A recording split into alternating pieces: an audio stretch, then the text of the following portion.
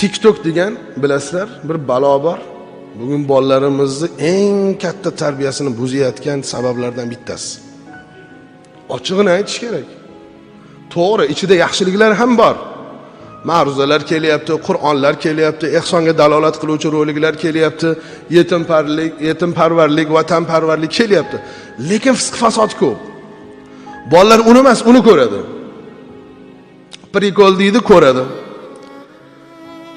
Bugun bitta video rolik ko'rdim. Bugun mavzuga to'g'ri kelganligi uchun aytayapman. Boshqa vaqt bo'lsa ham aytardim. Maktab seriali degan qisqa metraj ekan. Yurtimizda olyapti, rol o'ynayotganlar ham o'zbek. Bittasini misol qilib aytaman. U bilsam, hozir bir yigitdan so'rasam, tashadi, u bir nechta serial ekan u. Men bittasini ko'rdim. O'qituvchi o'quvchiga aytayapti. Darsingni qildingmi deyapti. O'quvchi aytayapti-ki, yo'q, qilmadim. Nimaga desa, kechqurun adam svet yo'q, uxlaylar deb aytdilar. Eshitdinglar, yaxshilab eshitdinglar. Bu meni dardim, alamimmi u gapirayotgan narsam? O'qituvchi aytayapti, biz yonma-yon domda turamiz, kecha chiroq o'chmadi-yu, sizlarda nimaga o'chishi mumkin desa, bilmayman, adam svet yo'q. Yotinglar deb aytdilar. Chunki payshanba edi deyapti. O'qituvchi savol beryapti. Payshanbani meni darsimga nima aloqasi bor desa, to'g'ri, sizni darsingizga aloqasi bo'lmasligi mumkin, lekin adamga aloqasi bor deyapti. Adanga aloqasi bo'lsa, menga nima aloqasi bor desa, siz ham erga teksangiz payshanba nimaligini bilasiz deyapti. O'quvchi o'qituvchiga shu gapni gapiryapti. 20 dan ortiq o'sha partada o'tirgan bolalar uning har bir gapiga kulyapti. O'sha metrajni, o'sha serialni TikTokka qo'yib odamlar ko'ryapti. Eng yomoni o'shani ko'rayotgan odamlarning soni ko'p. Men o'tgan juma aytdim. Maktablardan birida 9-sinf qiz tug'ib qo'yibdi dedim.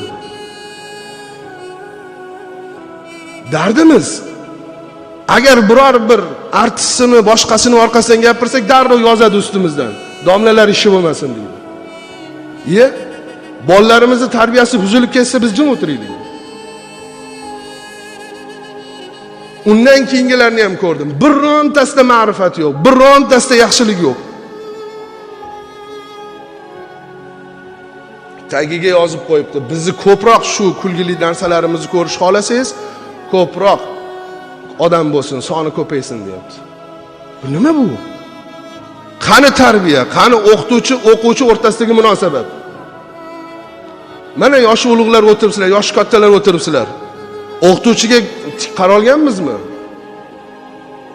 Qo'rqqanmiz o'qituvchidan. O'ldirib qo'ymasdi, qo'rqardik.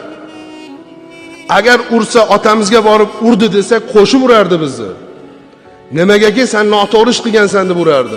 Qani meni oldimga tushchi, nima haqqi bor demagan otalarimiz. Uyalgan bizni orqamizdan borishga kalta kelganimizdan keyin. Chunki bilgan, borsa o'qituvchi bekorga urmaganligini. Hozir o'quvchini urish u yoqda tursin, uyaltirib qo'ysin, baloga qoladi hozir. Haqqi yo'q o'qituvchini.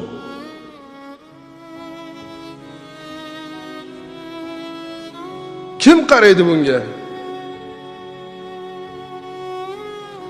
Maktabda betarbiyalik bo'lsa, imomlar qayerga qarayapti deydi.